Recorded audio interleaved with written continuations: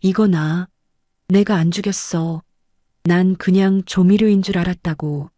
수갑을 찬 채 발악하는 며느리 미진 씨. 그녀는 경찰들에게 끌려가면서도 끝까지 시어머니에게 매달립니다. 어머니, 제발 말 좀 해주세요. 제가 어머니 효도하려고 그런 거 아시잖아요. 하지만 돌아온 건 따뜻한 구원의 손길이 아닌 시어머니 박 여사의 서늘한 미소뿐이었습니다. 조미료? 세상 어느 며느리가 조미료를 쌀독 깊은 곳에, 그것도 검은 비닐에 꽁꽁 싼 채 숨겨두냐? 며느리는 미처 몰랐습니다. 자신이 파놓은 무덤을 시어머니가 처음부터 끝까지 오랜 시간 지켜보고 있었다는 사실을 말이죠. 이야기 시작 전 구독과 좋아요 눌러주시고, 어디서 듣고 계신지 댓글로 남겨주시면 계신 그곳에 늘 평안과 행운이 가득하기를 기도하겠습니다. 오늘의 이야기 시작하겠습니다. 살다 보면 정말이지 상상조차 하기 싫은 꿈이라면 제발 빨리 깨어나길 간절히 빌게 되는 그런 끔찍한 밤이 찾아올 때가 있죠. 오늘 들려드릴 이야기는 바로 그 칠흑 같은 어둠 속에서 울려 퍼지던 처절한 비명소리로 시작합니다. 시간은 모두가 깊은 잠에 빠져 있던 새벽 2시였습니다. 부자들이 모여 산다는 서울의 한 고급 주택가. 가로등 불빛마저 졸고 있는 듯 고요하던 그 동네의 무거운 공기가 순식간에 산산조각 나버린 건 바로 그 순간이었습니다. 마치 지옥문이 열리는 신호탄이라도 되는 것처럼 날카롭고 신경질적인 119 구급차의 사이렌 소리가 적막한 골목을 파고들었습니다. 그 소리가 어찌나 크고 요란하던지 자고 있던 동네 개들이 일제히 컹컹 짖어대기 시작했고, 전신주에 앉아있던 까마귀가 놀라 푸더덕거리며 날아오를 정도였죠. 곧이어 어둠 속에서 붉고 푸른 경광등 불빛이 미친 듯이 번쩍거리며 등장했습니다. 그 섬뜩한 불빛은 이 동네에서 가장 크고 으리으리하기로 소문난 종갓집, 박 여사의 2층 양옥집 담벼락을 어지럽게 훑고 지나갔습니다. 마치 평화롭던 그 집에 붉은 페인트를 끼얹는 것처럼 빛이 닿는 곳마다 기괴한 그림자가 춤을 추듯 일렁거렸죠. 요란한 소리에 놀란 이웃 주민들이 하나둘 잠옷 바람으로 대문 밖으로 고개를 내밀었습니다. 다들 겁에 질린 표정으로 차마 가까이 다가가지도 못한 채 불안한 눈빛으로 그 집을 바라보고 있었죠. 그때였습니다. 활짝 열린 대문 안쪽에서 다급한 외침이 들려왔습니다. 길 좀 비켜주세요. 환자 나옵니다. 비키세요. 형광색 조끼를 입은 구급대원 4명이 땀을 뻘뻘 흘리며 들것 2개를 밀고 거의 뛰다시피 현관을 빠져나오고 있었습니다. 그 들것 위에 실려있는 사람들의 모습, 세상에, 여러분은 아마 상상도 못하실 겁니다. 산소호흡기를 입에 꽉 문 채 실려 나오는 2사람, 바로 오늘 저녁 이 집에 예고도 없이 찾아왔다는 며느리의 친정 부모님 김씨 내외였습니다. 먼저 실려 나오는 친정 아버님의 상태는 그야말로 처참했습니다. 불과 몇 시간 전만 해도 국물이 끝내준다며 호탕하게 웃으셨다는데 지금은 얼굴 전체가 검푸른 흙깃으로 변해버려 생기라고는 찾아볼 수가 없었죠. 꽉 담은 입가에는 끈적하고 하얀 거품이 말라붙어 있었고 산소호흡기 안쪽에는 가쁜 숨을 몰아쉴 때마다 뿌연 김이 서렸다 사라지기를 반복하고 있었습니다. 뒤이어 실려 나오는 친정 어머님 역시 의식을 잃은 채 몸을 뻣뻣하게 굳히고 간헐적으로 경련을 일으키고 계셨습니다. 그 짧은 순간 죽음의 그림자가 2 노인의 얼굴을 짙게 들이우고 있다는 걸 누가 봐도 알 수 있었습니다. 그리고 바로 그 뒤를 따라 마치 귀신처럼 머리를 산발한 여자가 비명을 지르며 대문을 뛰쳐나왔습니다. 바로 며느리 최미진 씨였죠. 엄마, 아빠, 안 돼. 제발 눈 좀 떠봐. 나 좀 봐. 미진 씨의 몰골은 말이 아니었습니다. 얼마나 급하게 뛰쳐나왔는지 신발도 챙겨 신지 못한 맨발이었죠. 한겨울의 얼음장같이 차가운 시멘트 바닥이 발바닥을 찔러대고 거친 모래알이 살을 파고들었겠지만 그녀는 고통조차 느끼지 못하는 것 같았습니다. 평소엔 명품 구두에 흙이라도 묻을까봐 노심초사하던 그 콧대 높던 며느리가 지금은 짐승처럼 울부짖으며 굽굽차 꽁무니를 쫓아가고 있었습니다.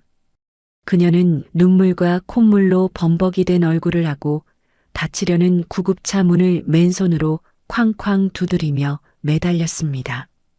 으악, 가지마. 우리 엄마 아빠 살려내. 살려내란 말이야.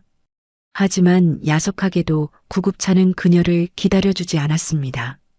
문이 닫히자마자 엔진 소리를 높이며 어둠 속으로 빠르게 미끄러져 나갔죠. 미진 씨는 흙투성이가 된 맨발로 몇 걸음 더 쫓아가려다 다리에 힘이 풀린 듯 그 자리에 털썩 주저앉고 말았습니다. 차가운 아스팔트 바닥에 무릎이 찢는 둔탁한 소리가 났지만 그녀는 아픈 줄도 모르고 자신의 머리카락을 쥐어뜯으며 짐승 같은 울음소리를 토해낼 뿐이었습니다. 미진 씨가 짐승처럼 울부짖으며 바닥을 구르던 그때였습니다. 그 소란스러운 아수라장 속에서도 아주 고요하고 침착한 시선 하나가 그녀를 지켜보고 있었죠. 대문 안쪽 가로등 불빛조차 닿지 않는 짙은 그림자 속 그곳엔 이 집의 주인 시어머니 박 여사님이 지팡이를 짚은 채 미동도 없이 서 계셨습니다. 보통 사람이라면 집안에서 사돈이 둘이나 실려나갔으니 놀라서 뛰쳐나오거나 며느리를 부축하며 같이 울어주는 게 정상 아니겠어요? 하지만 박 여사님은 달랐습니다. 헝클어진 머리카락 한 올 없이 꼿꼿한 자세로 마치 TV 드라마를 보듯 며느리의 절규를 무표정하게 내려다보고 계실 뿐이었죠. 그 눈빛, 네, 그 눈빛을 제가 봤거든요. 경광등의 붉은 불빛이 박 여사님의 얼굴을 스치고 지나가던 그 짧은 찰나. 그녀의 눈동자는 공포나 당황은커녕 소름 끼칠 정도로 차가운 냉기만을 뿜어내고 있었습니다. 마치 모든 것을 이미 알고 있었다는 듯이, 아니, 어쩌면 이 상황을 기다리고 있었다는 듯이 말이죠. 엄마, 아빠, 어떻게, 내가 죽인 거야? 그 독 때문에? 아니야, 그럴 리 없어. 설마 진짜 죽기야 하겠어? 그냥 배탈 정도 난다고 했잖아. 미진 씨는 떨리는 손으로 자신의 입을 틀어막았습니다. 공포에 질린 눈동자가 정처 없이 흔들리다 문득 대문 안쪽을 향했습니다. 그리고 어둠 속에 서 있는 시어머니와 눈이 딱 마주쳤죠. 어머니? 미진 씨의 입술이 파르르 떨렸습니다. 시어머니는 아무 말도 없었습니다. 그저 지팡이를 쥔 손에 지그시 힘을 주며 며느리를 싸늘하게 내려다볼 뿐이었죠. 그 침묵이 미진 씨에게는 그 어떤 비명보다 더 끔찍한 공포로 다가왔을 겁니다. 이제야 겁이 좀 나느냐? 내가 끓인 그 죽음의 밥상이 내 부모 목을 조를 줄은 꿈에도 몰랐겠지. 탐욕이 눈을 가리면 제 발등 찍는 도끼도 안 보이는 법이다. 박 여사님의 입꼬리가 아주 미세하게 비릿하게 올라갔습니다. 그건 웃음이라기보다는 어리석은 인간을 비웃는 조소에 가까웠죠. 그녀는 바닥에 널브러진 며느리에게 들릴 말락한 목소리로 하지만 뼈가 시리도록 차가운 한마디를 툭 던졌습니다. 쯧쯧, 인명제천이라더니 남의 제사상 차리려다 제 부모 제사상을 차리게 생겼구나. 그 한마디는 마치 판사가 내리는 사형 선고처럼 묵직하게 울려 퍼졌습니다. 미진 씨는 숨이 턱 막히는 기분에 비명조차 지르지 못하고 얼어붙어 버렸죠. 박 여사님은 더 볼 것도 없다는 듯 몸을 돌려 육중한 철제 대문을 닫고 안으로 들어가 버리셨습니다. 굳게 닫힌 대문 앞에서 미진 씨는 세상에 홀로 남겨진 듯한 공포를 느꼈을 겁니다. 대체 이 집안에서는 무슨 일이 있었던 걸까요? 평화로워 보이던 저녁 식탁이 어쩌다 피비린내 나는 지옥으로 변해버린 걸까요? 자, 시간을 거슬러 올라가 보겠습니다. 모든 비극의 씨앗이 뿌려지던 바로 12시간 전의 아침으로 말이죠. 시간은 정확히 12시간 전, 햇살이 유난히 따사롭게 비치던 오전 10시였습니다. 겉보기엔 평화롭기 그지없는 이 2층 양옥집 부엌에선 며느리 미진 씨가 분주하게 아침 식탁을 차리고 있었습니다. 하지만 그녀의 모습은 평소와 어딘가 달랐습니다. 식탁 위에 수저를 놓는 그녀의 손끝이 미세하게 떨리고 있었고 이마에는 식은 땀이 송골송골 맺혀 있었죠. 그녀는 콧노래를 흥얼거리고 있었지만 그건 즐거워서가 아니라 불안한 침묵을 견딜 수 없어서 내는 소리 같았습니다. 그때였습니다. 식탁 위에 올려둔 미진 씨의 휴대폰이 신경질적으로 몸을 떨기 시작했습니다. 미진 씨는 화들짝 놀라며 휴대폰을 낚아챘습니다. 액정 화면에 뜬 글자를 본 순간 그녀의 얼굴에서 핏기가 싹 가셨습니다. 발신자 표시 제한. 그건 그녀가 가장 두려워하던 지옥에서 걸려온 전화나 다름없었거든요. 미진 씨는 도둑고양이처럼 주위를 살폈습니다. 시어머니 박 여사가 안방에서 텔레비전을 보고 있는 것을 확인한 그녀는 황급히 휴대폰을 들고 화장실로 숨어들었습니다. 달칵 문을 잠그는 그녀의 손길이 몹시 다급해 보였죠. 좁은 화장실 변기 위에 웅크리고 앉아 전화를 받은 미진 씨. 수화기 너머로 들려온 목소리는 그녀의 심장을 옥죄어 왔습니다. 야, 최미진. 오늘이 약속한 날짜인 거 알지? 입금 안 됐더라. 저기, 사장님, 제발 하루만 더 시간을 주세요. 제가 어떻게든 융통해서. 시간? 장난하냐? 오늘 밤까지 입금 안 되면 바로 내 시어머니 찾아간다. 종갓집 며느리가 사채 써서 친정 빚 갚고 있다는 거 알면 그 동네 뒤집어지겠지? 아주 재밌겠어, 매몰차게 끊긴 전화기를 들고 미진 씨는 멍하니 거울을 바라봤습니다. 거울 속에 비친 여자는 화려한 명품 옷을 입고 있었지만 표정은 벼랑 끝에 몰린 쥐새끼처럼 초라하기 짝이 없었죠. 그녀는 휴대폰 뱅킹 앱을 켰습니다. 잔액 3,420원. 그 숫자가 그녀의 현실이었습니다. 이대로는 못 살아. 다 뺏길 거야. 이혼당하고 빈털터리로 쫓겨날 순 없어. 그래. 어머니 유산만 있으면 돼. 딱 눈 한 번만 감으면 모든 게 해결돼. 미진 씨의 눈빛이 순식간에 독하게 변했습니다. 그녀는 화장실 문을 열고 나와 마치 무엇에 홀린 사람처럼 부엌 구석에 있는 쌀독으로 향했습니다. 그리고 쌀독 깊숙한 곳에 손을 집어넣어 검은 비닐봉지 하나를 꺼내 들었죠.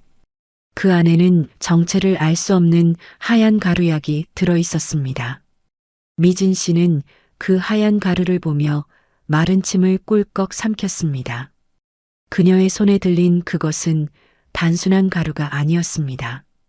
시어머니 박 여사를 영원히 잠재울, 그리고 자신의 인생을 바꿔줄 마지막 열쇠였으니까요. 과연 미진 씨는 그날 아침 무슨 짓을 저지르려 했던 걸까요?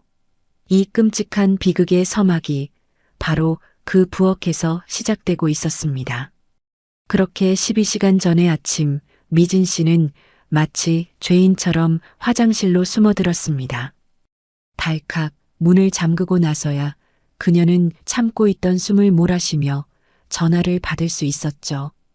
좁은 화장실 안 환풍기 돌아가는 소리가 유난히 크게 들려왔고 그녀는 변기 뚜껑 위에 주저앉아 몸을 한껏 웅크렸습니다. 수화기 너머로 들려오는 남자의 목소리는 거칠고 탁했습니다. 마치 쇠를 긁는 듯한 그 목소리가 미진 씨의 귓가에 달라붙어 떨어지지 않았죠. 야, 최미진. 전화 늦게 받네. 피하는 거냐? 아, 아니에요, 사장님. 제가 시어머니 눈치가 보여서. 시어머니? 아, 그 돈 많은 박 여사님? 야, 웃기지 마라. 내가 언제부터 시어머니 눈치 봤냐? 돈 나올 구석이라곤 그 노인네밖에 없어서 비위 맞추는 거 내가 모를 줄 알아? 미진 씨의 얼굴이 확 달아올랐습니다.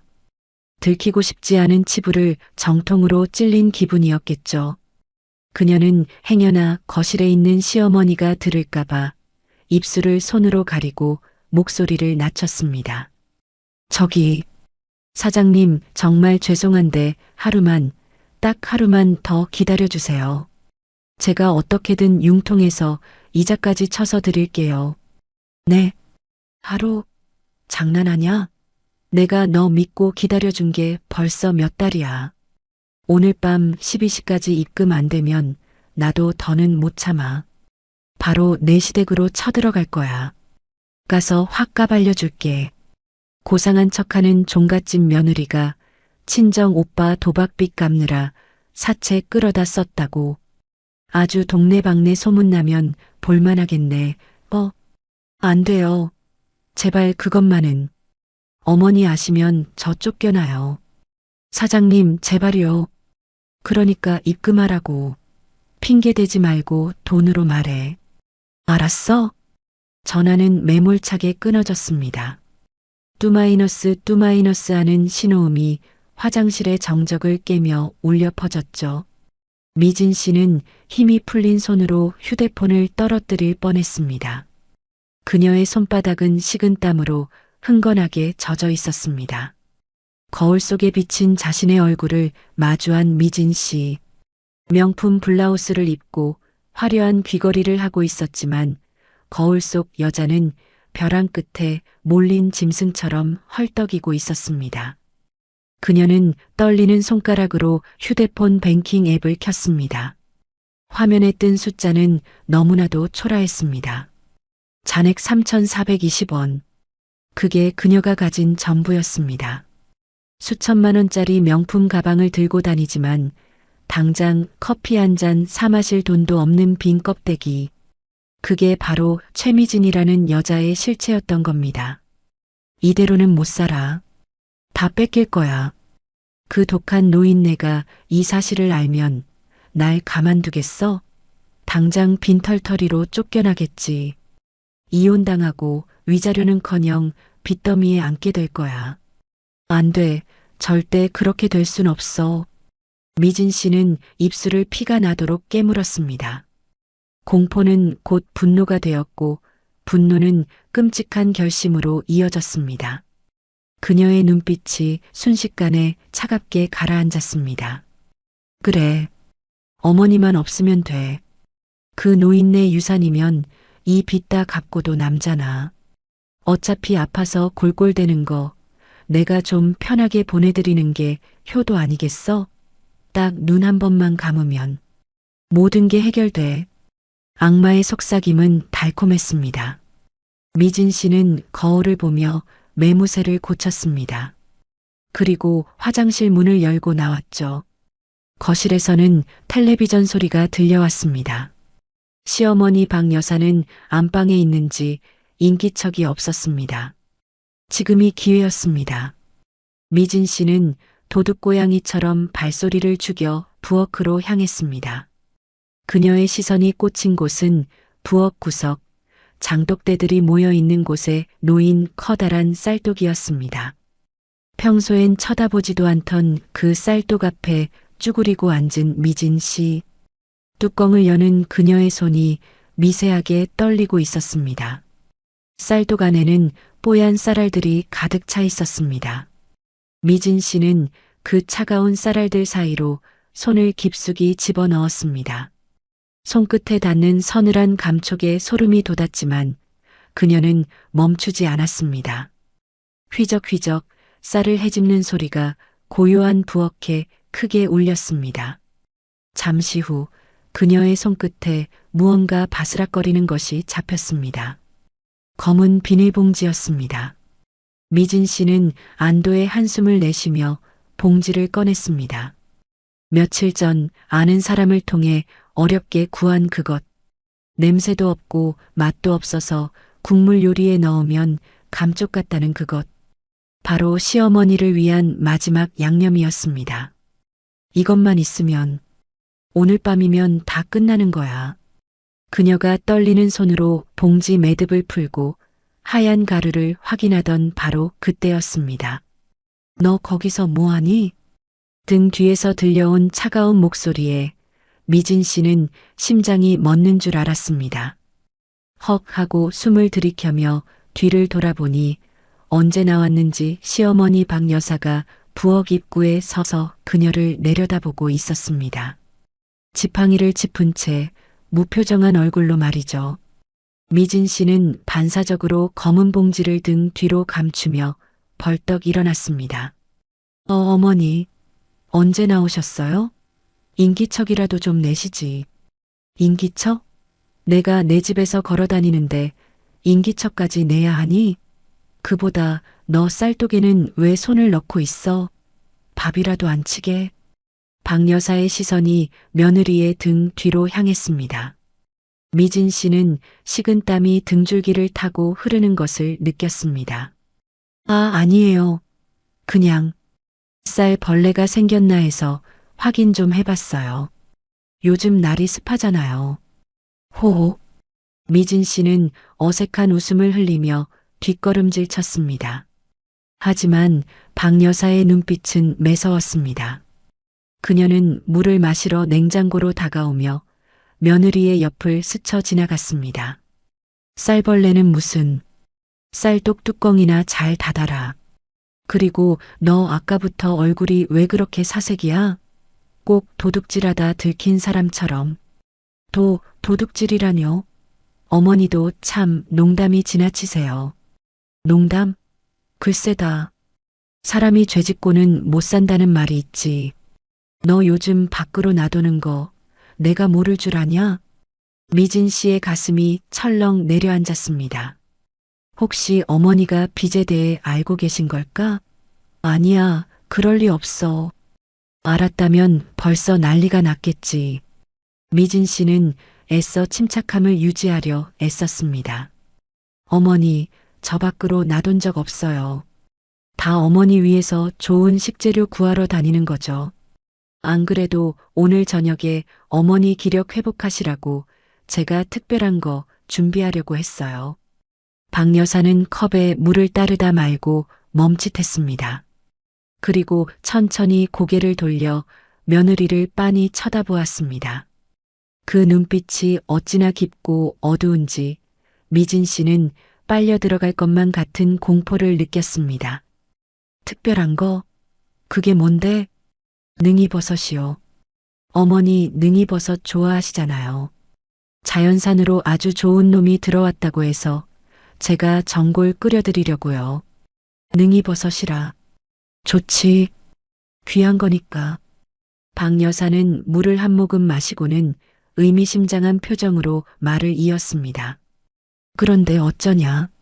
나는 요즘 통 입맛이 없구나. 죽을 때가 돼서 그런가 밥맛이 영 써. 어머니, 왜 자꾸 죽는다는 말씀을 하세요?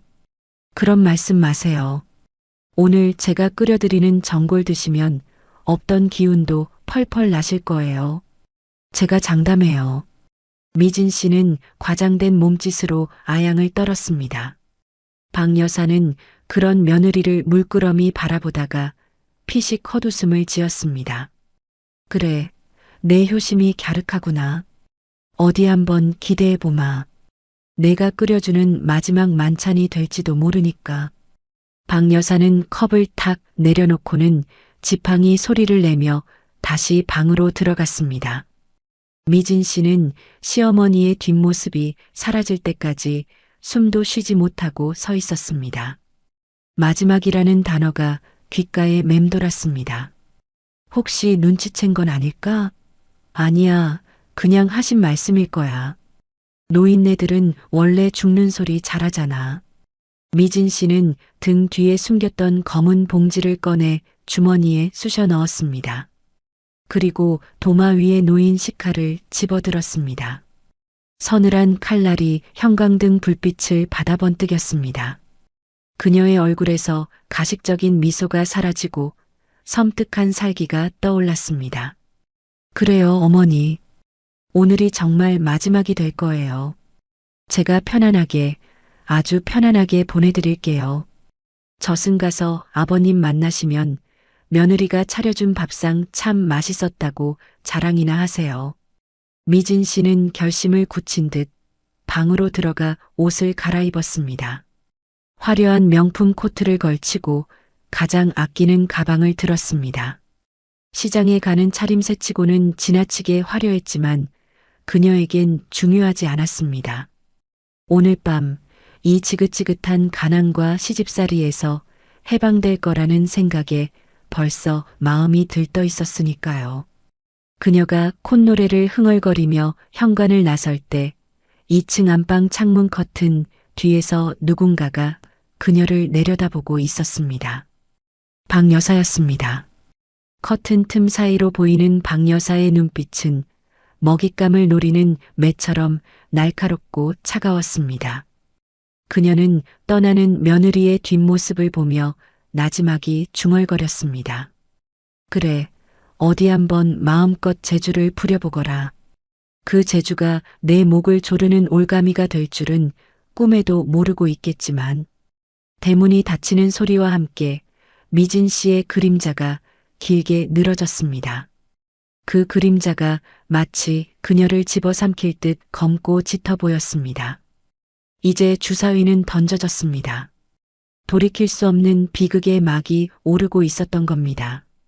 오후 3시 시장은 여느 때와 다름없이 사람들로 북적이고 있었습니다. 생선을 파는 아주머니의 구성진 목소리, 흥정하는 손님들의 왁자지껄한 소음이 뒤섞여 활기가 넘쳤죠. 그 시끄러운 시장통 한복판에 유난히 튀는 차림새의 여자가 등장했습니다. 바로 미진 씨였습니다. 명품 코트를 휘날리며 또각또각 구두 굽소리를 내는 그녀의 모습은 시장 풍경과는 전혀 어울리지 않았지만 그녀는 아랑곳하지 않고 건어물 가게 앞으로 성큼성큼 다가갔습니다. 사장님, 여기 제일 좋은 능이버섯 있죠? 우리 시어머니 드릴 건데 아주 실하고 좋은 놈으로 주세요. 가격은 상관없으니까 제일 비싼 걸로요. 미진 씨의 목소리는 평소보다 한 옥타브 높았습니다. 마치 주변 사람들에게 들으라는 듯 일부러 큰 소리로 떠들어댔죠. 가게 주인은 눈이 휘둥그레져서 최고급 자연산 능이버섯을 꺼내왔습니다. 아이고, 효부났네, 효부났어. 요즘 세상에 시어머니 몸보신 시켜드린다고 이렇게 비싼 버섯 사러 오는 며느리가 어디 있어? 박 여사는 참 복도 많지. 며느리 잘 둬서 좋겠네. 주변 상인들도 한마디씩 거들었습니다. 그러게 말이야. 얼굴만 예쁜 줄 알았더니 마음씨도 비단결이네. 쏟아지는 칭찬 세례에 미진 씨는 입가에 가식적인 미소를 띄었습니다. 속으로는 코웃음을 치고 있었겠지만 겉으로는 세상에서 가장 착한 며느리인 척 연기를 시작했습니다. 어머, 아니에요. 저희 어머니가 요즘 기력이 너무 없으셔서요. 제가 해드릴 수 있는 게 이런 것밖에 없잖아요. 어머니가 이거 드시고 얼른 기운 차리셔야 할 텐데. 미진 씨는 능이버섯뿐만 아니라 최상급 한우까지 두 손 가득 사들고 시장을 빠져나왔습니다. 그녀의 손에 들린 검은 봉지들은 묵직했지만 발걸음은 깃털처럼 가벼웠습니다. 그 봉지 안에 든 것이 시어머니를 위한 보약이 아니라 자신의 욕망을 채워줄 재물이라고 생각하니 웃음이 절로 나왔기 때문입니다. 집으로 돌아온 미진 씨는 곧바로 부엌으로 향했습니다. 그녀는 찬장 깊숙한 곳을 뒤져 먼지 쌓인 냄비 하나를 꺼냈습니다. 그것은 시어머니 박 여사가 시집올 때 해왔다는 좋기 50년은 된 낡은 녹그릇 정볼 냄비였습니다. 세월의 흔적으로 거무튀튀하게 변했지만 박 여사가 끔찍이도 아끼는 물건이었죠. 미진 씨는 그 냄비를 수세미로 벅벅 문질러 닦으며 중얼거렸습니다. 이 냄비도 오늘이 마지막이네. 어머니 가시는 길에 동무나 해드리라고 같이 묻어드려야겠어. 가스레인지 위에 냄비를 올리고 육수를 붓자 금세 보글보글 끓어오르는 소리가 부엌을 채웠습니다. 미진 씨는 사온 능이버섯과 소고기를 아낌없이 썰어 넣었습니다. 시간이 지나자 능이버섯 특유의 진한 흙내음과 고소한 고기 향이 어우러져 기가 막힌 냄새가 집안 구석구석으로 퍼져나갔습니다. 누가 맡아도 군침이 돌 만큼 먹음직스러운 냄새였습니다. 전골이 거의 다 끓어갈 무렵 미진 씨는 가스불을 약하게 줄이고 주위를 두리번거렸습니다. 거실은 텅 비어 있었고 안방문은 굳게 닫혀 있었습니다. 정막만이 감도는 집안, 들리는 건 오직 냄비가 끓는 소리와 자신의 거친 심장박동 소리뿐이었습니다. 지금이야. 미진 씨는 주머니에 넣어두었던 검은 비닐봉지를 꺼냈습니다. 아침에 쌀독에서 찾아낸 바로 그 하얀 가루약이었습니다. 그녀의 손이 미세하게 떨리고 있었습니다. 아무리 독한 마음을 먹었어도 사람의 목숨을 끊는 일 앞에서는 본능적인 공포가 밀려오는 법이니까요. 하지만 그녀는 멈추지 않았습니다. 떨리는 손으로 봉지를 열고 하얀 가루를 끓고 있는 전골 냄비 위로 가져갔습니다. 후두둑. 하얀 가루가 짙은 갈색 국물 위로 쏟아져 내렸습니다. 가루가 닿는 순간 국물이 일시적으로 뿌옇게 변하며 치익 소리를 냈습니다. 마치 냄비가 비명을 지르는 것 같았죠. 미진 씨는 화들짝 놀라 국자로 국물을 휘저었습니다. 다행히 가루는 금세 뜨거운 국물에 녹아들어 흔적도 없이 사라졌습니다. 전골은 다시 먹음직스러운 자태를 뽐내며 보글거렸습니다. 미진 씨는 국자 끝에 남은 국물 냄새를 킁킁 맡아보았습니다. 능이버섯의 향긋한 냄새만 날 뿐 독약 특유의 냄새는 전혀 나지 않았습니다. 완벽했습니다. 그녀의 입꼬리가 비릿하게 올라갔습니다. 안도의 한숨을 내쉬며 냄비 뚜껑을 덮으려던 찰나였습니다. 끽. 아주 미세한 소리였지만 극도의 긴장 상태였던 미진 씨의 귀에는 천둥 소리처럼 들렸습니다. 그녀는 소스라치게 놀라며 뒤를 돌아보았습니다. 거실 쪽 방문이 아주 살짝 손가락 하나 들어갈 만큼 열려 있었습니다. 그리고 그 좁은 문틈 사이로 누군가의 눈이 보였습니다. 형광등 불빛을 받아 번뜩이는 그 눈동자. 그것은 바로 시어머니 박 여사의 눈이었습니다. 박 여사는 문틈으로 부엌을 훔쳐보고 있었습니다. 며느리가 주머니에서 약봉지를 꺼내는 모습, 냄비에 가루를 털어넣는 모습, 그리고 국자로 휘젓고 냄새를 맡는 모습까지 그 모든 과정을 숨소리 하나 내지 않고 지켜보고 있었던 겁니다. 미진 씨는 너무 놀라 비명조차 지르지 못했습니다. 굳어버린 몸으로 멍하니 문틈을 응시했죠. 하지만 박 여사는 며느리가 자신을 발견했다는 사실조차 모르는 듯 문을 벌컥 열거나 뛰쳐나오지 않았습니다. 대신 아주 천천히 소리 없이 문을 다시 닫았습니다. 달칵? 어머니는 안방에서 주무시고 계실 텐데 일어나셨으면 인기척이 있었겠지. 그녀는 애써 자신을 안심시키며 가슴을 쓸어내렸습니다. 하지만 식은땀은 멈추지 않았습니다. 한편 다시 닫힌 문 뒤에서 박 여사는 입을 틀어막고 주저앉아 있었습니다. 그녀의 온몸이 사시나무 떨듯 격렬하게 떨리고 있었습니다. 믿고 싶지 않은 현실이었습니다. 아무리 며느리가 믿고 돈을 밝혀도 설마 사람을 죽일 거라고는, 그것도 시어머니인 자신에게 독을 먹일 거라고는 상상조차 하지 못했으니까요. 배신감과 공포, 그리고 형언할 수 없는 슬픔이 노인의 가슴을 후벼 팠습니다. 박 여사는 떨리는 손으로 벽에 걸린 남편의 사진을 어루만졌습니다. 사진 속 남편은 환하게 웃고 있었지만 박 여사의 눈에서는 뜨거운 눈물이 주르륵 흘러내렸습니다. 여보, 보고 있어요? 당신이 며느리라고 들이라던 저 아이가 지금 내 밥그릇에 독을 탔어요. 내가 헛살았나 봐요. 자식 농사도 며느리 농사도 다 망쳤어요. 박 여사는 소리 없는 오열을 토해냈습니다. 하지만 그녀의 눈물은 오래가지 않았습니다. 슬픔이 지나간 자리에 차가운 분노가 들어찼기 때문입니다. 그녀는 눈물을 쓱 닦아내고 지팡이를 꽉 쥐었습니다. 눈빛이 매섭게 변했습니다. 그래, 내가 기어이 선을 넘는구나. 내 목숨을 노리고 덫을 놓았다면 그 덫에 누가 걸리는지 똑똑히 보여주마. 부엌에 있는 미진 씨는 방 안에서 무슨 일이 벌어지는지 꿈에도 모른 채 다시 콧노래를 흥얼거리고 있었습니다.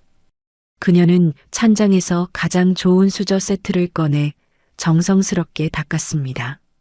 반짝이는 숟가락에 자신의 얼굴이 비치자 그녀는 거울을 보듯 요리조리 얼굴을 뜯어보며 화장을 고쳤습니다. 입술이 좀 지워졌네. 어머니 가시는 길인데 예쁘게 배웅해 드려야지. 그녀는 빨간 립스틱을 덧바르고 음파음파 입술을 맞부딪혔습니다. 거울 속 여자가 섬뜩하게 웃고 있었습니다. 전골 냄비에서는 여전히 보글보글 소리가 났고 하얀 김이 모락모락 피어올랐습니다. 그 김이 마치 며느리의 검은 욕망처럼 집안의 공기를 무겁게 짓누르고 있었죠. 미진 씨는 냄비 장갑을 끼고 뜨거운 전골 냄비를 들어 올렸습니다. 이제 드시기만 하면 돼. 심장마비. 그래, 노인네들은 자다가도 가는 게 심장마비라잖아. 의사들도 의심 안 할 거야. 완벽해. 그녀는 주문을 외우듯 중얼거리며 식탁으로 향했습니다. 식탁 중앙에 독이 든 전골 냄비를 놓고 시어머니의 밥그릇과 수저를 냄비 바로 앞에 정갈하게 세팅했죠. 모든 준비는 끝났습니다. 이제 시어머니를 불러 앉히기만 하면 그녀의 지긋지긋한 시집살이도 빚더미 인생도 모두 끝이 나는 겁니다. 하지만 미진 씨는 몰랐습니다. 자신이 차린 그 화려한 밥상이 누구를 위한 최후의 만찬이 될지를요. 운명의 장난은 언제나 가장 잔인한 순간에 찾아오는 법이니까요. 오후 6시, 겨울 해는 일찌감치 저물어 거실 창밖은 이미 어둑어둑해져 있었습니다. 부엌 식탁 위에는 미진 씨가 정성스럽게 차린 죽음의 만찬이 완성되어 있었습니다. 식탁 중앙에는 하얀 김을 내뿜는 능이버섯 전골 냄비가 위용을 뽐내고 있었고 그 바로 앞 상석에는 시어머니 박 여사의 밥그릇과 수저가 가지런히 놓여 있었습니다. 미진 씨는 마지막으로 식탁을 점검했습니다. 냄비의 위치, 수저의 각도, 물컵의 물기 하나까지 완벽했습니다.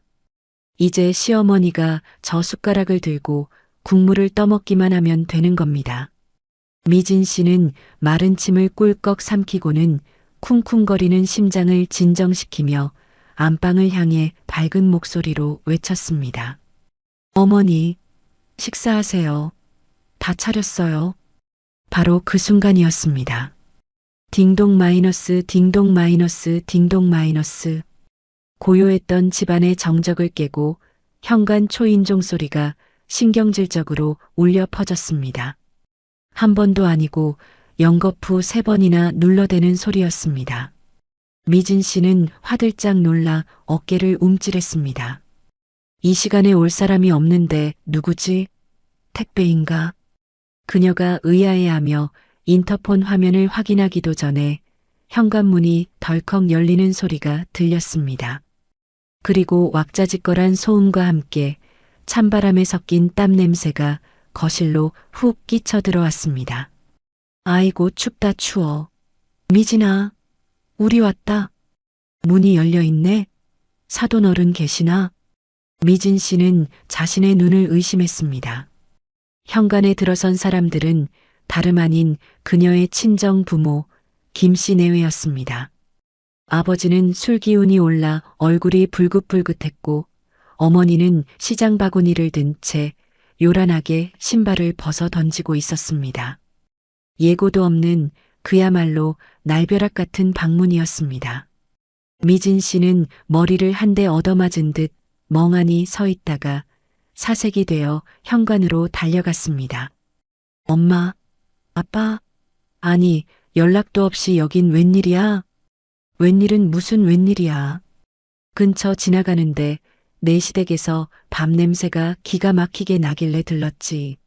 안 그래도 배고파 죽겠는데 잘됐다. 친정 엄마는 딸의 당황한 표정은 아랑곳하지 않고 코를 킁킁거리며 거실로 성큼성큼 들어섰습니다. 미진 씨는 다급하게 부모님의 앞을 막아섰습니다. 안 돼. 오늘 안 돼.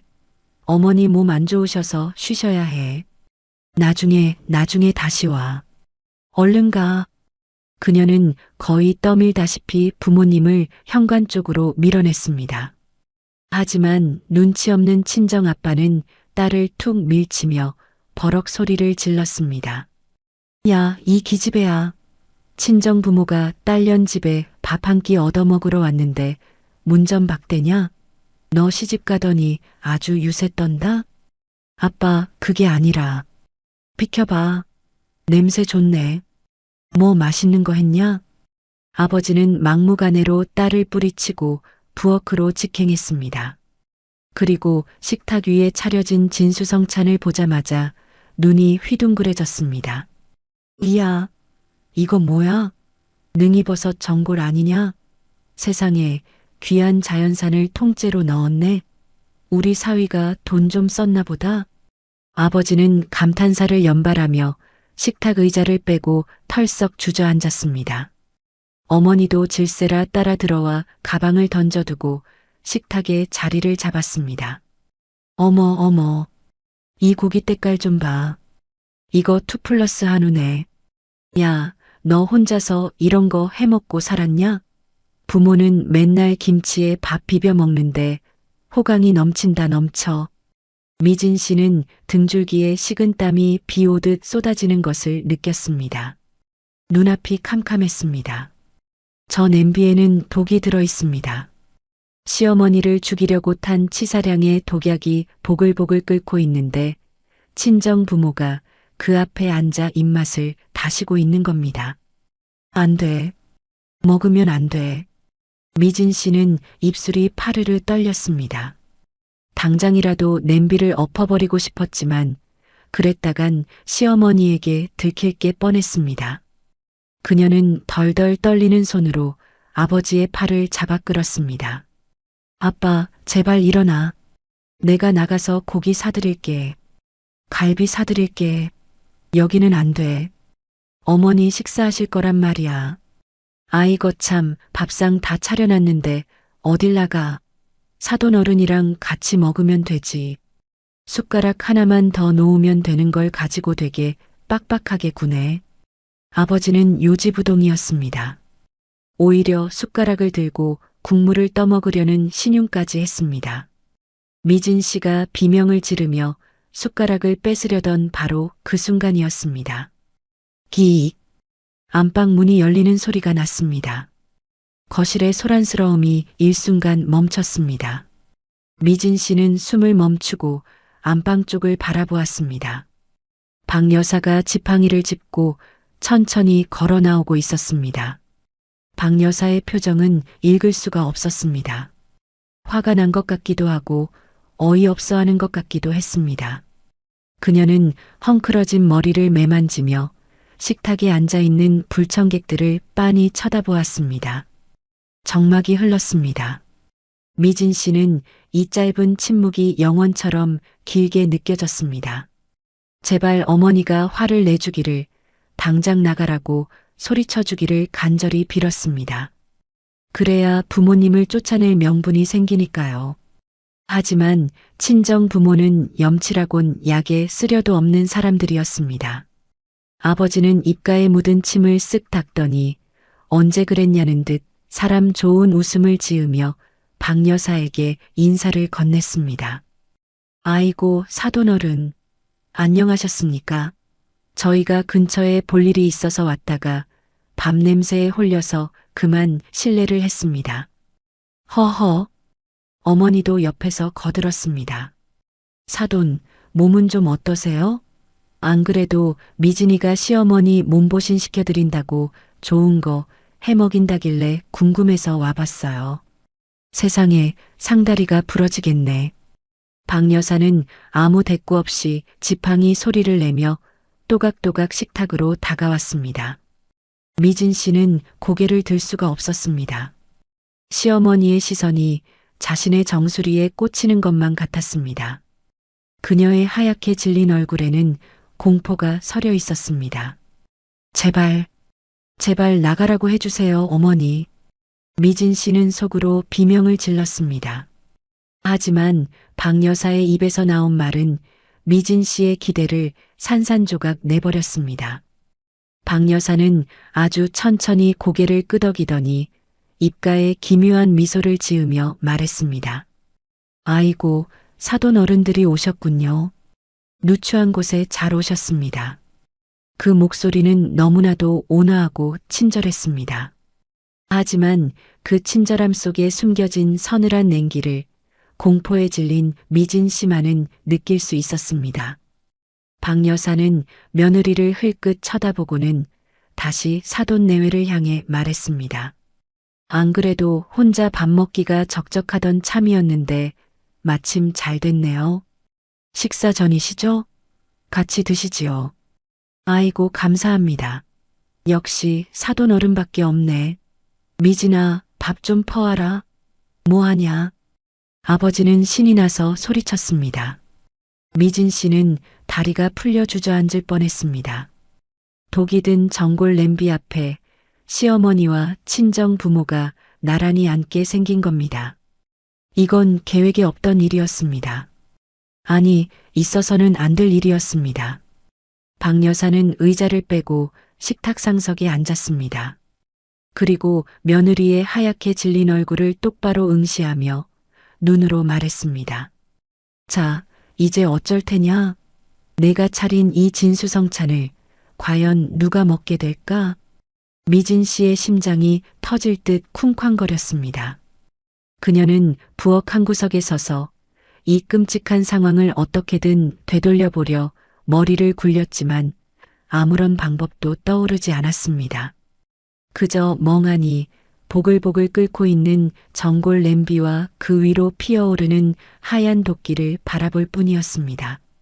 식탁 상석에 앉은 박 여사는 세상에서 가장 온화한 미소를 짓고 있었습니다. 그녀는 지팡이를 의자 옆에 내려놓고 두 손을 가지런히 모으며 사돈 내외를 바라보았습니다. 그 눈빛이 어찌나 따뜻하고 인자한지 방금 전 부엌 문틈으로 며느리의 범행을 지켜보던 사람이라고는 도저히 믿기지 않을 정도였습니다. 아이고, 사돈 어른들 오셨습니까? 누추한 곳에 잘 오셨습니다. 안 그래도 밥상이 너무 커서 혼자 먹기 적적했는데 이렇게 말동무가 되어주시니 제가 더 감사합니다. 박 여사의 환대에 친정 부모는 입이 귀에 걸렸습니다. 아버지는 식탁 의자를 끌어당겨 앉으며 너스레를 떨었습니다. 허허, 역시 사돈 어른은 통이 크시다니까. 우리 미진이가 시집 하나는 기가 막히게 잘 갔어. 안 그래, 여보? 그럼요, 그럼요. 사돈, 염치 불구하고 숟가락 좀 얹겠습니다. 냄새가 너무 좋아서 참을 수가 있어야지요. 친정 엄마도 기다렸다는 듯 자리를 잡고 앉아 숟가락과 젓가락을 챙겨 들었습니다. 그들은 마치 굶주린 하이에나처럼 식탁 중앙에 놓인 능이버섯 전골을 노려보고 있었습니다. 보글보글 끓어오르는 국물, 그 위로 피어오르는 하얀 김, 그 안에 치사량의 독이 들어있다는 사실은 꿈에도 모른 채 말이죠. 박 여사는 며느리를 흘끗 쳐다보았습니다. 미진 씨는 부엌 싱크대를 붙잡고 사시나무 떨듯 떨고 있었습니다. 얼굴은 백지장처럼 하얗게 질려 있었고 동공은 지진이 난 듯 흔들리고 있었죠. 박 여사는 그런 며느리를 향해 부드럽게 말을 건넸습니다. 예, 미진아. 넌 뭐하고 서 있니? 사돈 어른들 오셨는데 물이라도 한 잔 떠다 드려야지. 그리고 사돈 어른들 드시게 앞접시도 좀 내오고. 네. 아. 네. 어머니. 미진 씨는 몽유병 환자처럼 비틀거리며 찬장으로 향했습니다. 접시를 꺼내는 손이 심하게 떨려 그릇들이 부딪히는 달그락 소리가 요란하게 났습니다. 그녀는 속으로 수천 번, 수만 번 비명을 질렀습니다. 안 돼. 이대로 먹게 둘 순 없어. 어떻게든 막아야 해. 냄비를 엎어버릴까? 아니면 배가 아프다고 소란을 피울까? 하지만 시어머니의 시선이 그녀의 뒤통수에 꽂혀 있는 것만 같아 감히 딴짓을 할 엄두가 나지 않았습니다. 그녀는 겨우겨우 접시를 식탁으로 가져왔습니다. 아이고, 우리 딸 손이 야무지기도 하지. 사돈, 미진이가 해준 밥 드셔보셨어요? 얘가 손맛이 제법이라니까요. 친정 엄마는 딸의 칭찬을 늘어놓으며 국자를 집어들었습니다. 그 순간 미진 씨는 감전된 듯 소스라치게 놀라며 소리쳤습니다. 아니에요. 엄마, 잠깐만. 그거 드시지 마세요. 거실에 정적이 흘렀습니다. 모두의 시선이 미진 씨에게 쏠렸습니다. 친정 아버지는 국자를 든 채 멍하니 딸을 쳐다봤고 박 여사는 눈을 가늘게 뜨고 며느리를 응시했습니다. 왜 그러니? 음식에 뭐라도 들어갔니? 박 여사의 차분한 물음에 미진 씨는 숨이 턱 막혔습니다. 독이 들어갔다고 말할 수 있을 리가 없었습니다. 그녀는 식은땀을 뻘뻘 흘리며 급하게 둘러댔습니다. 아니, 그게 아니라 이건 어머니 몸보신하시라고 끓인 거잖아요. 귀한 능이버섯인데 엄마 아빠가 드시면 어머니 드실 게 없잖아요. 제가 나가서 고기 사드릴게요. 네, 나가요, 얼른. 미진 씨는 필사적으로 부모님의 팔을 잡아 끌었습니다. 하지만 박 여사는 며느리의 손을 부드럽게 감싸 쥐어 떼어냈습니다. 그리고 단호하지만 기품 있는 목소리로 말했습니다. 어허, 손님을 두고 주인이 어떻게 혼자 먹니? 그건 예의가 아니다. 그리고 사돈 어른들이 이렇게 맛있게 드셔주신다면야 그게 내 보약이지 별게 있겠니?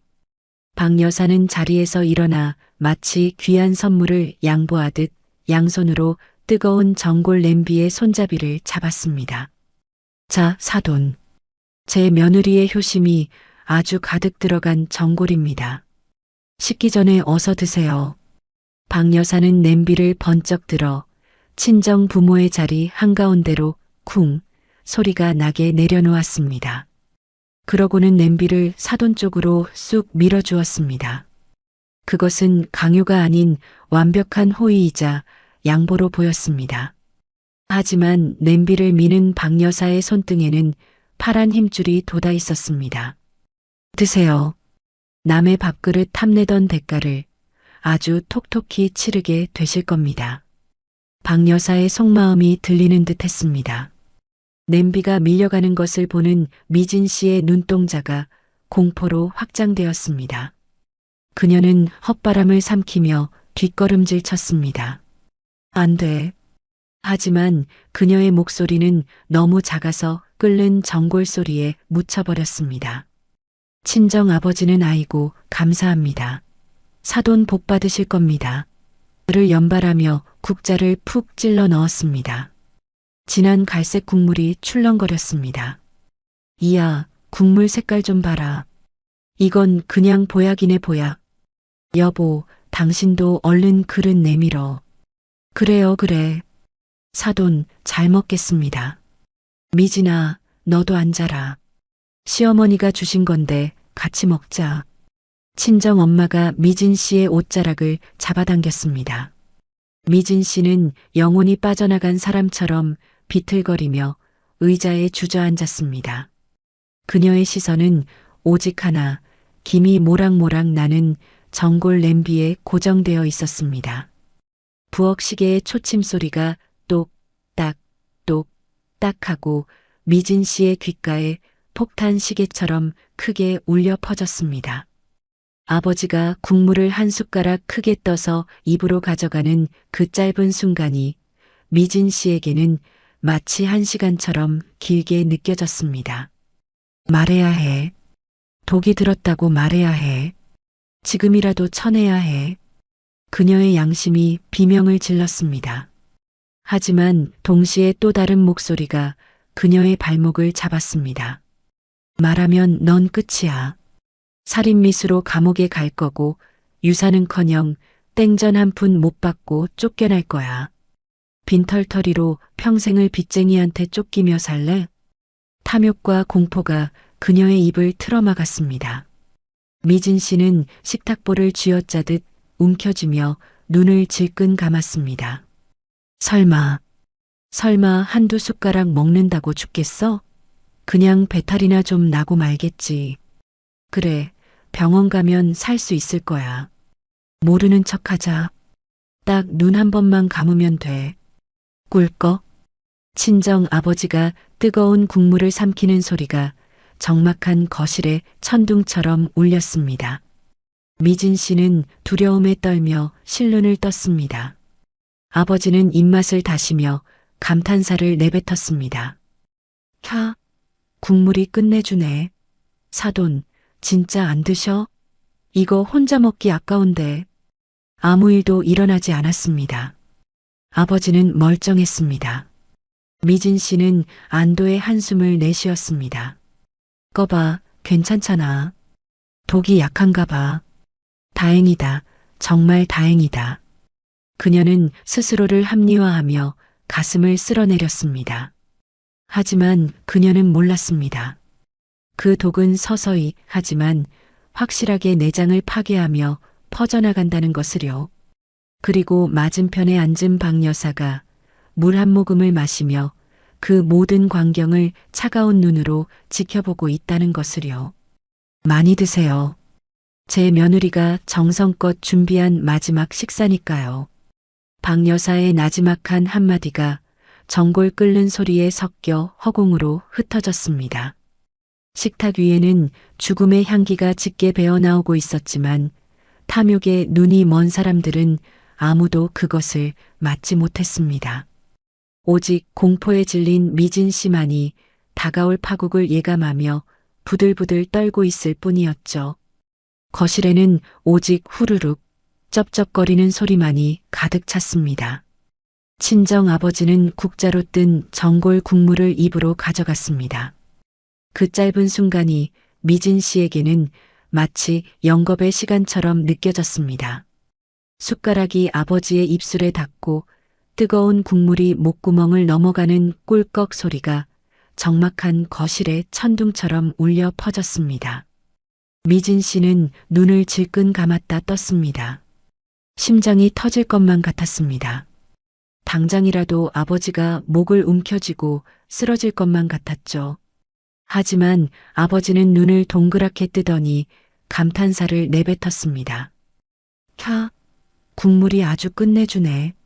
여보, 이거 진짜 진국이야. 얼른 먹어봐. 그래요? 어디 나도 좀 줘봐요. 어머니도 질세라 국물을 떠먹었습니다. 두 노인은 맛있다, 맛있다를 연발하며 본격적으로 식사를 시작했습니다. 고기를 씹고 버섯을 삼키고 국물을 들이키는 소리가 미진 씨의 귓가에 끊임없이 들려왔습니다. 미진 씨는 식탁 아래서 자신의 허벅지를 꼬집었습니다. 손톱이 살을 파고들 정도로 세게 쥐어뜯었지만 육체적인 고통은 느껴지지 않았습니다. 머릿속에서는 전쟁이 벌어지고 있었으니까요. 지금이라도 쳐내야 해. 엄마, 아빠, 그거 독이야. 먹지 마. 라고 소리쳐야 해. 내가 미쳤지. 어떻게 부모한테 독을 먹여. 말해. 당장 말해. 양심이 비명을 지르며 그녀를 재촉했습니다. 입술이 달싹거렸습니다. 하지만 그 순간 또 다른 목소리가 그녀의 멱살을 잡았습니다. 말하면 넌 끝이야. 살인 미수범으로 감옥에 처박히고 싶어? 내 인생 여기서 끝장내고 싶어? 유산은커녕 빚더미에 깔려 죽을 텐데 빈털터리로 쫓겨나서 평생을 사채업자 피해 도망 다닐래? 탐욕과 공포가 양심을 집어삼켰습니다. 미진 씨는 흔들리던 눈동자를 고정하고 입을 꾹 다물었습니다. 그리고 스스로에게 최면을 걸 듯 속삭였습니다. 그래. 설마 죽기야 하겠어? 양이 그렇게 많지도 않았잖아. 그냥 배탈이나 좀 나고 말겠지. 그래. 식중독 정도로 끝날 거야. 병원 가서 위세척하면 살 수 있어. 괜찮아. 괜찮을 거야. 그녀는 부모의 생명을 담보로 끔찍한 도박을 걸었습니다. 자신의 안위를 위해 침묵을 선택한 것입니다. 그 비겁한 합리화가 그녀를 지탱하고 있었습니다. 친정 부모는 딸의 속도 모르고 신나게 식사를 이어갔습니다. 미진아, 너 요리 솜씨가 아주 일취월장했다? 간이 딱 맞네. 사돈, 우리 딸이 이렇게 야무져요. 그러게 말입니다. 냄새만 맡아도 기운이 솟는 것 같네요. 많이 드세요. 박 여사는 자신의 밥그릇에 물만 말아 깨작거리며 사돈 내외가 독이 든 음식을 비워가는 과정을 무표정하게 바라보았습니다. 마치 실험실의 연구원처럼 냉정하고 차가운 눈빛이었습니다. 박 여사의 시선이 닿을 때마다 미진 씨는 흠칫 놀라 몸을 떨었습니다. 어머니는 보고 계셔. 다 알면서도 보고 계신 거야. 내가 말하나 안 하나, 내가 부모를 살리나 죽이나 시험하고 계신 거야. 미진 씨는 시어머니의 의중을 깨닫고 등골이 서늘해졌습니다. 하지만 이미 늦었습니다. 그녀는 이미 침묵이라는 돌이킬 수 없는 강을 건너버렸으니까요. 친정 부모의 숟가락질은 멈출 줄 몰랐습니다. 냄비 바닥이 보일 정도로 국물이 줄어들었습니다. 미진 씨에게는 그 소리가 마치 부모님의 수명이 줄어드는 소리처럼 들렸습니다. 제발 그만 먹어. 제발 그만 먹고 가라고. 그녀는 속으로 애원했지만 부모님은 냄비를 싹싹 긁어 밥까지 말아드셨습니다. 아이고, 잘 먹었다. 배가 터질 것 같네. 아버지는 그릇째 들고 마지막 국물 한 방울까지 남김없이 마셨습니다. 그리고 만족스러운 듯 배를 두드리며 트림을 했습니다. 꺼.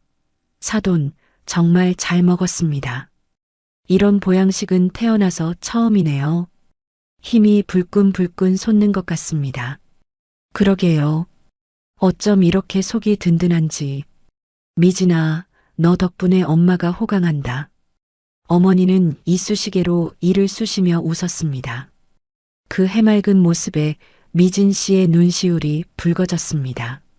하지만 그것은 부모에 대한 미안함보다는 자신의 운명에 대한 공포와 연민의 눈물이었습니다. 박 여사는 텅 빈 냄비를 물끄러미 바라보았습니다. 녹그릇 바닥이 깨끗하게 드러나 있었습니다. 그녀는 냅킨으로 입가를 닦으며 천천히 일어났습니다. 다 드셨군요. 정말 아주 깨끗하게도 드셨습니다. 박 여사의 목소리에는 묘한 여운이 담겨 있었습니다. 그녀는 며느리를 향해 돌아섰습니다. 미진아, 뭐하니? 상 치워야지.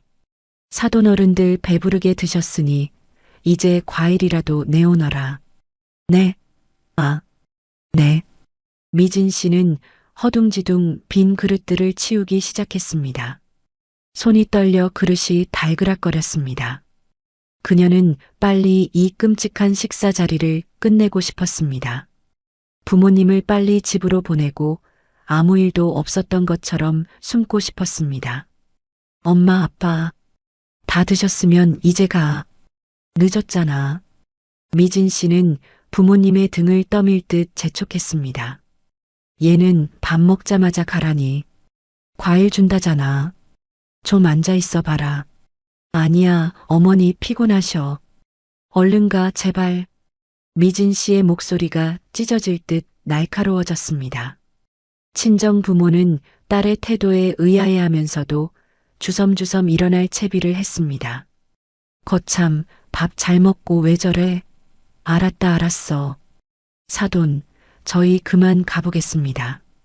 덕분에 잘 먹고 갑니다. 네, 조심히 가세요.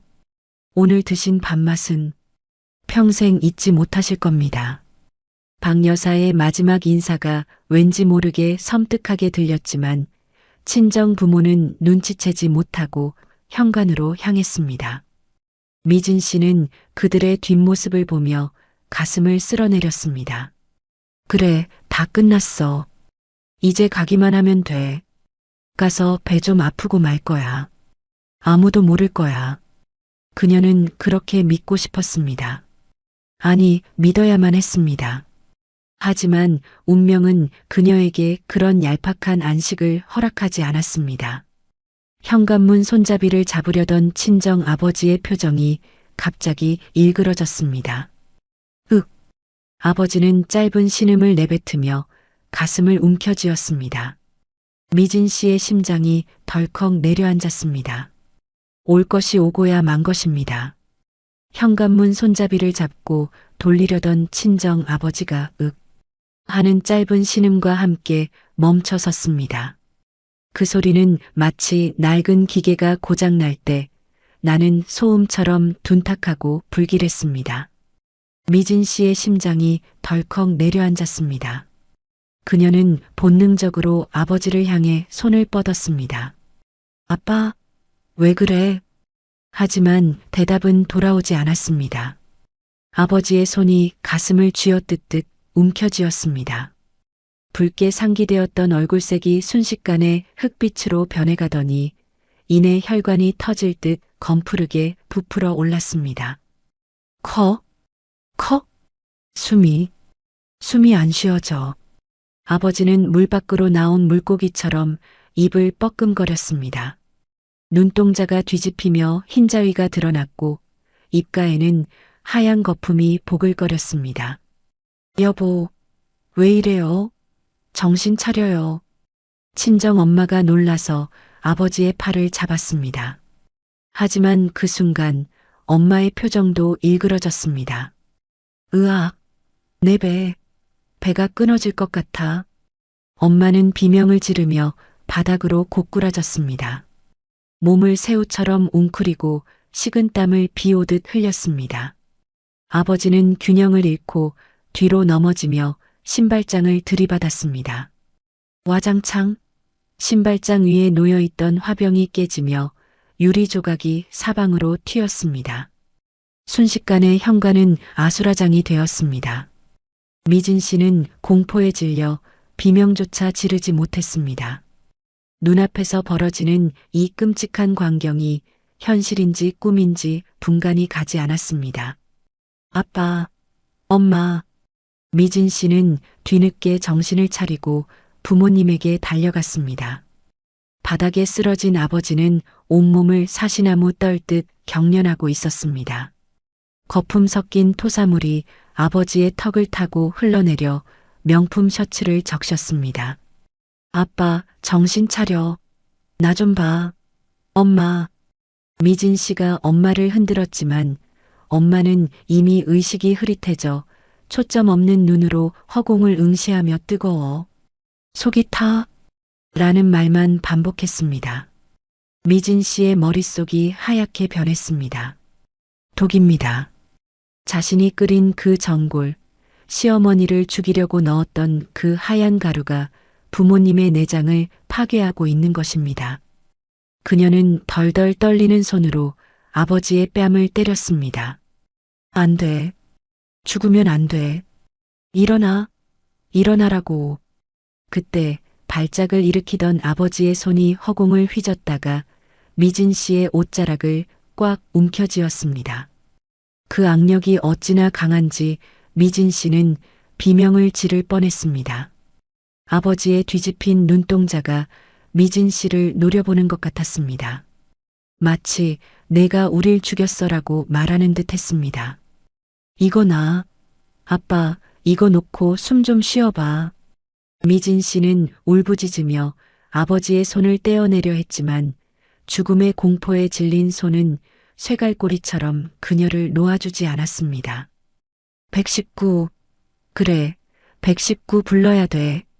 미진 씨는 허둥지둥 주머니에서 휴대폰을 꺼냈습니다. 하지만 손이 너무 심하게 떨려 패턴 비밀번호조차 풀 수가 없었습니다. 몇 번이나 틀린 패턴을 입력하다가 결국 휴대폰을 미끄러운 바닥에 떨어뜨리고 말았습니다. 아, 제발. 그녀는 바닥을 기어가 휴대폰을 주우려 했습니다. 그때 거실 쪽에서 차분하고 또렷한 목소리가 들려왔습니다. 여보세요? 119죠? 여기 사람이 죽어갑니다. 미진 씨는 고개를 돌려 거실을 바라보았습니다. 시어머니 박 여사가 전화기를 들고 서 있었습니다. 아비규환이 된 현관과는 달리 박 여사가 서 있는 거실은 너무나도 고요하고 평온해 보였습니다. 네, 주소는? 네, 맞습니다. 노인 2명입니다. 급성 중독 증세를 보이고 있어요. 빨리 와주세요. 박 여사는 신고를 마치고 수화기를 내려놓았습니다. 그리고 천천히, 아주 천천히 지팡이를 짚고 현관으로 걸어왔습니다. 그녀는 바닥에 널브러져 고통스러워하는 사돈 내외와 공포에 질려 주저앉은 며느리를 무표정하게 내려다보았습니다. 어머니. 미진 씨는 덜덜 떨며 시어머니를 올려다보았습니다. 박 여사의 눈빛에는 그 어떤 동요도 연민도 없었습니다. 그저 더러운 것을 보는 듯한 경멸과 차가운 분노만이 서려 있을 뿐이었습니다. 왜 그렇게 놀라니? 보약이라며. 내가 내 손으로 정성껏 끓인 보약 먹고 주무시는 건데 왜 그렇게 소란을 피워? 박 여사의 싸늘한 한마디가 미진 씨의 가슴에 비수처럼 꽂혔습니다. 알고 계셨어요? 다 알고 그러신 거예요? 알다마다.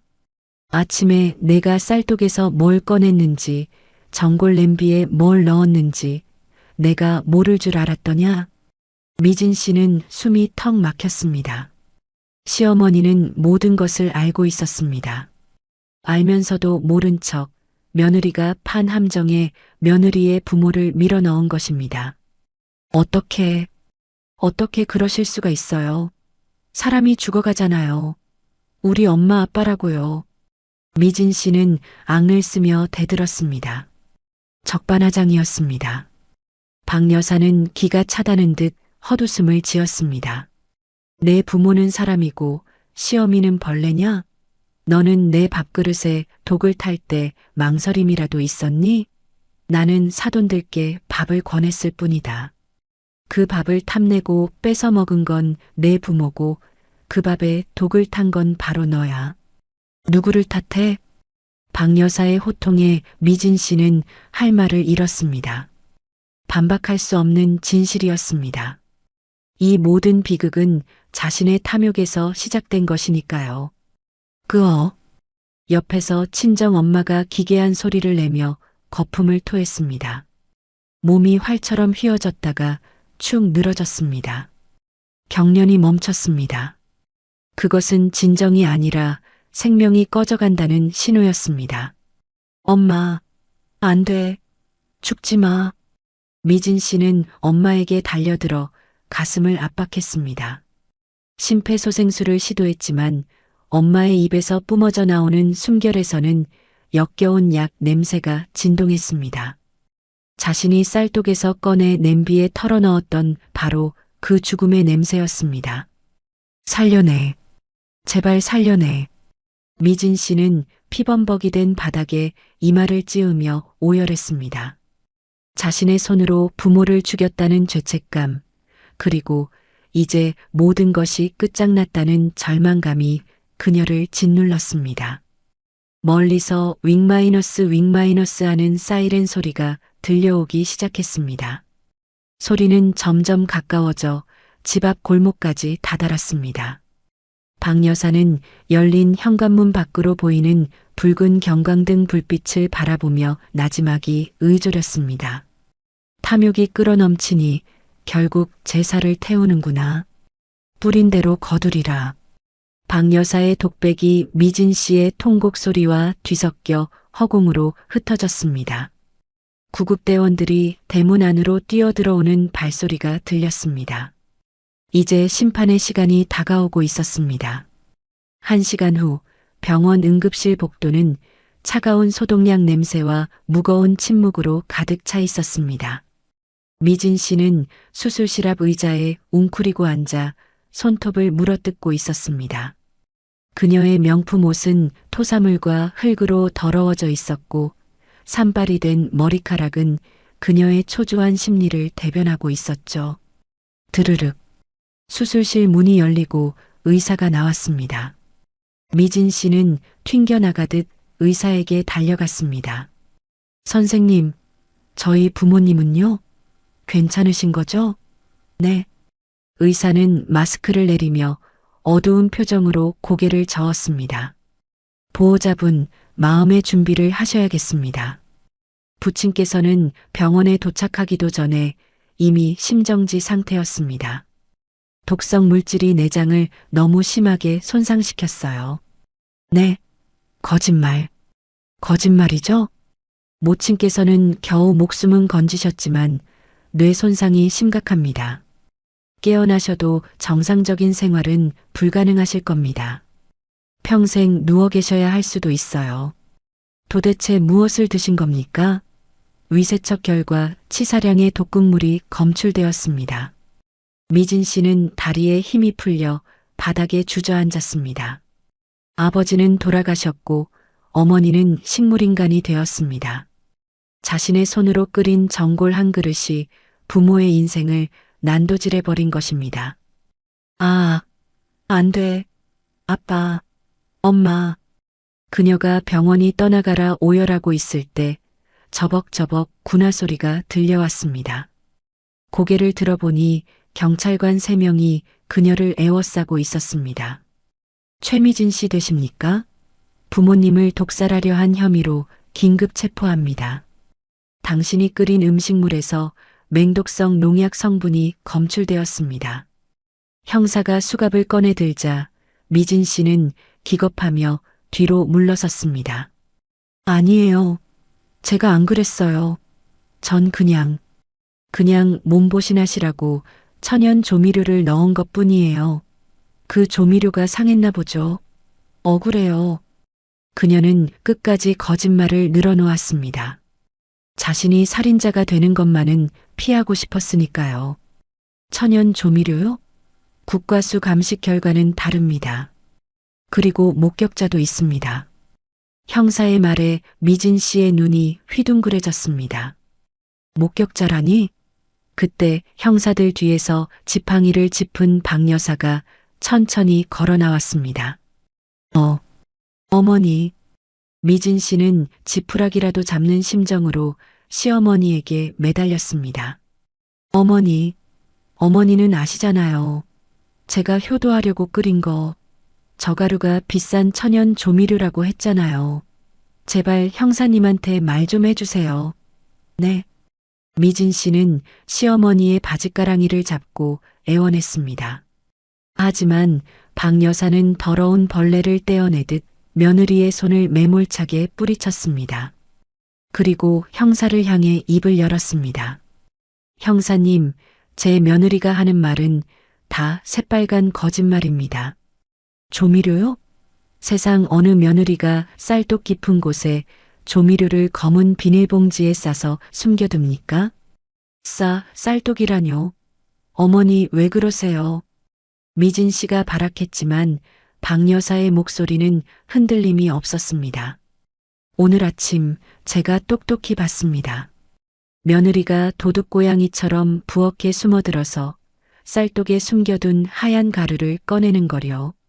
손을 덜덜 떨면서 주머니에 넣더군요. 저는 그게 제 밥상에 올라올 독인 줄 알면서도 며느리가 멈추기를 기다렸습니다. 하지만 결국 제 부모에게 먹이더군요. 박 여사의 서늘한 증언에 형사들의 눈빛이 매서워졌습니다. 들으셨죠? 쌀독에서 발견된 가루와 당신 주머니에 있는 가루, 성분 대조하면 다 나옵니다. 서로 가시죠. 철컥. 미진 씨의 손목에 차가운 수갑이 채워졌습니다. 안 돼. 이거 풀어. 내가 안 죽였어. 돈 때문에 그런 거 아니야. 미진 씨가 발버둥 칠 때 응급실 입구에서 고함이 들려왔습니다. 최미진, 내가 인간이야? 뒤늦게 소식을 듣고 달려온 친정 오빠들이었습니다. 그들은 아버지가 죽고 어머니가 쓰러졌다는 사실, 그리고 범인이 동생이라는 사실에 이성을 잃고 달려들었습니다. 돈 때문에 부모를 죽여? 내가 그러고도 사람 새끼냐? 내놔. 우리 아빠 살려내. 오빠들은 경찰의 제지에도 불구하고 미진 씨의 머리채를 잡고 흔들었습니다. 오빠, 나 아니야. 억울해. 닥쳐. 너 빚 때문에 그랬지? 유산 노리고 그랬지? 더러운 년 꼴도 보기 싫다. 가족들에게조차 버림받은 미진 씨는 바닥에 내동댕이 쳐졌습니다. 그녀는 헝클어진 머리카락 사이로 시어머니를 올려다보았습니다. 박 여사는 그 아수라장 속에서도 흐트러짐 없이 그저 차갑게 며느리의 몰락을 지켜보고 있었습니다. 미진 씨는 그제야 깨달았습니다. 자신이 판 함정에 자신이 갇혔다는 것을요. 어머니, 잘못했어요. 한 번만 용서해 주세요. 미진 씨는 뒤늦은 후회의 눈물을 흘렸지만 박 여사는 말없이 등을 돌렸습니다. 경찰차에 태워져 끌려가는 며느리의 절규가 병원 복도에 메아리 쳤습니다. 시간은 흘러 1년이 지났습니다. 박 여사의 집 마당에는 따뜻한 봄 햇살이 내리쬐고 화단에는 꽃들이 만발해 있었습니다. 박 여사는 마루에 앉아 따뜻한 차를 마시며 신문을 보고 있었습니다. 신문 일면에는 익명의 독거노인 수백억 전 재산사회 환원이라는 기사가 실려 있었습니다. 그녀가 기부한 그 돈은 며느리 미진 씨가 그토록 탐내던, 그리고 부모를 죽음으로 몰고 갔던 바로 그 유산이었습니다. 돈 때문에 사람이 죽고 사는 지옥 같은 현실 속에서 박 여사는 그 돈을 가장 필요한 곳에 내놓음으로써 악순환의 고리를 끊어낸 것입니다. 박 여사는 찻잔을 내려놓고 텅 빈 며느리의 방 쪽을 바라보았습니다. 이제 그 방에는 탐욕도, 거짓도, 살이도 남아있지 않았습니다. 오직 평화로운 정적만이 감돌 뿐이었죠. 박 여사는 입가에 온화한 미소를 띠며 나지막이 혼잣말을 남겼습니다. 욕심이 밥상을 덮으면 그게 곧 제사상이 되는 법이지. 밥은 그저 따뜻하게 나눠 먹을 때가 제일 맛있는 거란다. 카메라는 박 여사의 평온한 얼굴과 마당의 핀 꽃들을 비추며 서서히 멀어집니다. 탐욕 없는 삶이 주는 진정한 행복을 보여주며 길고 길었던 비극은 막을 내립니다. 자신을 위해 차린 독든 밥상이 돌고 돌아 결국 부모님의 제사상이 되어버린 며느리의 비극. 참으로 많은 생각을 하게 만드는 밤입니다. 미진 씨가 그토록 탐냈던 유산은 신기루처럼 사라졌지만 모든 것을 비우고 나눔을 택한 박 여사님의 미소는 그 어느 때보다 풍요로워 보였죠. 탐욕은 눈을 멀게 하지만 비움은 마음의 눈을 뜨게 한다는 평범한 진리를 다시금 깨닫게 됩니다. 여러분의 삶에서도 욕심을 내려놓음으로써 비로소 찾아왔던 평화로운 순간이 있었나요? 혹은 살아가면서 뿌린 대로 거둔다는 삶의 이치를 깊이 실감했던 경험이 있다면 댓글로 들려주세요. 오늘 들려드릴 이야기는 여기까지입니다. 이야기 속 주인공에게 전해주고 싶은 말이 있다면 댓글로 남겨주세요. 여러분이 남겨주신 그 따뜻한 한 줄이 누군가에게는 다시 살아갈 큰 위로가 될지도 모릅니다. 오늘 하루도 치열하게 사느라 참 고생 많으셨습니다. 감사합니다.